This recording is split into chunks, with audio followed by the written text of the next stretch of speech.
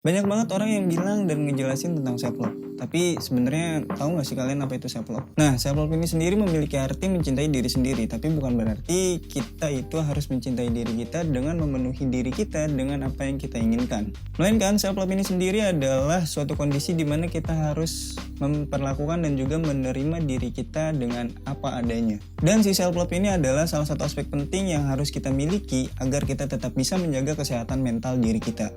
Nah, saat si self love ini sudah mampu kita terapkan, biasanya kita akan lebih mudah dalam mengatur dan mengontrol diri kita sendiri. Seperti misalnya ketika kita berekspresi, kita juga akan lebih mudah dalam berpikir positif dan yang lain sebagainya. Akan ada beberapa manfaat yang kita dapetin ketika kita udah mampu melaksanakan ataupun menerapkan konsep self love dalam kehidupan kita. Yang pertama, kita bakalan dengan mudah mendapatkan kepuasan di dalam hidup. Ketika kita sudah mampu memperlakukan dan juga menerima diri kita sendiri dengan apa adanya, maka daripada saat itu pula kita akan dengan mudah mendapatkan rasa kepuasan dalam hidup. Karena kita sendiri yang memegang kendali atas diri kita sendiri. Contoh sederhananya adalah ketika kita mendapatkan nilai B dan teman-teman kita mendapatkan nilai yang A. Kita mungkin akan merasa kecewa, tapi kita tidak akan mudah untuk menyerah.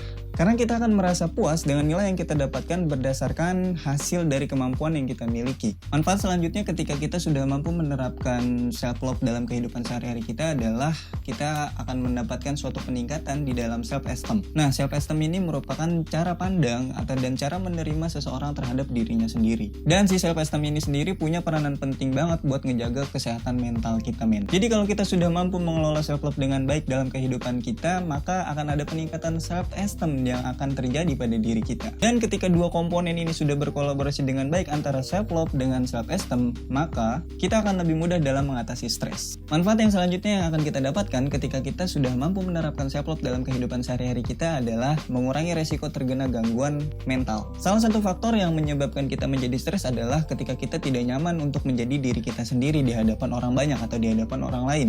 Nah, kalau hal ini kita biarin secara terus-menerus, ini bakalan bawa dampak negatif untuk psikologi buat diri kita sendiri. Bahkan hasil dari beberapa riset dari para ahli psikologi menunjukkan bahwasannya orang-orang yang memiliki self esteem dan self love yang rendah itu cenderung rentan untuk terkena gangguan mental kayak depresi, gangguan cemas, bahkan sampai ke gangguan makan kayak anoreksia dan bulimia. Nah, makanya biar mental kita tetap sehat, penting banget untuk belajar mencintai dan menerima diri kita dengan apa adanya. And now maybe you have a question, bagaimana sih atau gimana sih caranya nerapin self love dalam kehidupan sehari-hari kita?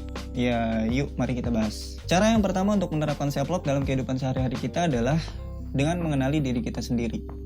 Self love ini bakalan cuman jadi omongan belaka atau cuman bakal jadi ungkapan belaka kalau kita nggak bisa ngenalin diri kita sendiri. Maka dari itu langkah awal yang harus kita lakukan untuk menerapkan self love dalam kehidupan sehari-hari kita adalah dengan mengenali diri kita sendiri. Cobalah untuk menemukan jawaban atas pertanyaan terhadap diri kita sendiri, mulai dari hal apa yang paling kita takuti, mimpi apa yang akan kita wujudkan, dan kekuatan apa yang kita miliki untuk mewujudkan mimpi itu sendiri. Hal kedua yang harus kita lakukan untuk menerapkan self love dalam kehidupan sehari-hari kita adalah berhenti membandingkan diri kita dengan orang lain.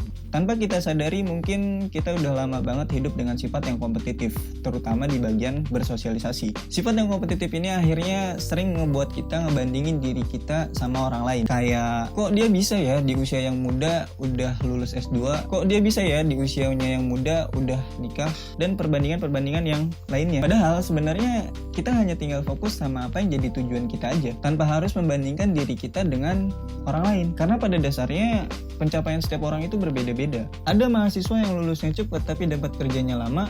Ada juga mahasiswa yang lulusnya lama tapi dapat kerjanya cepat. Ada yang nikah di usia 21 tahun tapi harus nunggu 5 tahun untuk punya anak. Dan ada yang baru nikah di usia 25 tahun tapi cuma butuh waktu 1 tahun untuk punya anak. Nah, maka dari itu mulai sekarang berhentilah untuk ngebandingin diri kita sama orang lain. Karena balik lagi, pada dasarnya pencapaian setiap orang itu berbeda-beda. Tidak bisa kita pukul rata. Tinggal fokus aja sama apa yang jadi tujuan kita tanpa harus ngebandingin diri kita sama orang lain. Cara yang ketiga dalam penerapan self love dalam kehidupan sehari-hari kita adalah jangan pernah mengkhawatirkan pendapat orang lain. Di dalam hidup itu kita nggak bisa ngebahagiain semua orang. Di dalam hidup juga kita nggak bisa nurutin semua kemauan orang.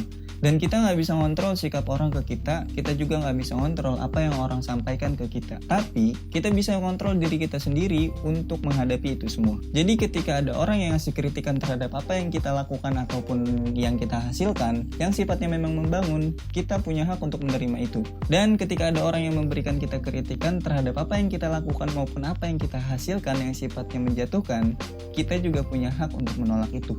So, mulai sekarang berhentilah mengkhawatirkan apa yang orang lain sampaikan terhadap apa yang kita lakukan maupun apa yang kita hasilkan. Karena kalau kita udah bisa berhenti memikirkan apa yang orang lain sampaikan terhadap apa yang kita lakukan maupun yang kita hasilkan, kita akan lebih bebas dalam menghasilkan sesuatu. Nah, selain 3 cara yang udah gue sampaikan tadi, sebenarnya self love ini bisa kita terapkan dengan cara menerima apa yang kita rasakan, mulai dari rasa sedih, rasa bahagia, rasa marah, kecewa, dan yang lain sebagainya. Karena kalau kita sudah mampu menerima apa yang kita rasakan, itu bakalan ngebantu kita dalam mengenali diri kita sendiri. Bagaimana kita ketika marah, bagaimana kita ketika sedih, dan bagaimana ketika kita kecewa. Walaupun self love ini penting untuk diterapkan dalam kehidupan sehari-hari kita, bukan berarti kita bisa bebas melakukan apapun yang kita mau tanpa harus memperhatikan lingkungan sekitar kita. Tapi konsep self love ini hadir untuk mengajarkan kita bahwasannya kita harus bisa memperlakukan, kita harus bisa menerima, dan kita harus bisa mencintai diri kita sendiri dengan apa adanya. So, apa yang sudah gue sampaikan barusan tidak sepenuhnya benar dan juga tidak semuanya salah. Maka dari itu jadilah penonton yang cerdas dalam mencerna tontonan. So, gue Raffi, thanks for watching, see you next video and be yourself. Thank you.